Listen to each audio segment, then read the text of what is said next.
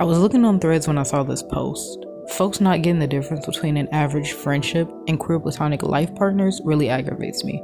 I have friends to hang out with, and my friends I would build my life with. They're not the same. Now I get to gush about my favorite QPR, Nightmare and Loverboy from Willow and the Family Ace, a comic by me. Just to preface, Nightmare and Loverboy are both aromantic and asexual. Both QPO romantic, QPO sexual, and queer sexual, queer romantic. When making these two, I did struggle a lot in terms of trying to figure out what a queer platonic relationship or queer platonic partnership meant for them specifically, but also in the greater scheme of things. The society we live in now doesn't really talk about having a queer platonic relationship. They just pass it off as friends.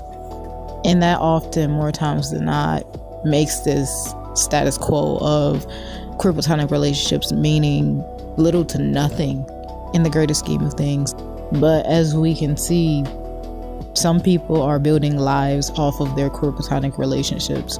It may not be inherently sexual or romantic all the time, but there's different meaning to different people. With these characters specifically, sometimes I have to unpack a lot of heteronormativity, patriarchy, and just societal expectations when it comes to what I think a queer platonic relationship would be, because it looks different for everybody, as we've already established. But there are times when I just kind of slap on the stereotypical aspects of a relationship, and I'm like, am I doing this wrong? And it's hard because, first of all, even as a Black ace person, there aren't any guidelines to any of this. So, like, what does it look like? And what does it mean for these characters? And with Nightmare and Loverboy, I'm always trying to figure out a way to show a dynamic.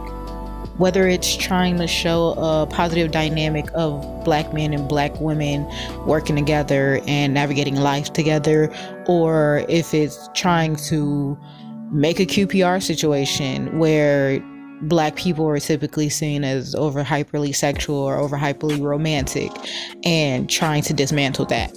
And I feel like this specific post really kind of put it into perspective, and even my response to it really kind of made me realize what I need from this, like, QPR. And that's just somebody who, like, you don't take for granted. Just because your relationship isn't inherently sexual and romantic does not mean that they are not a part of your life. And, like, if you wanted to raise kids or if you wanted to get married, this would be the person who would be there with you forever and ever.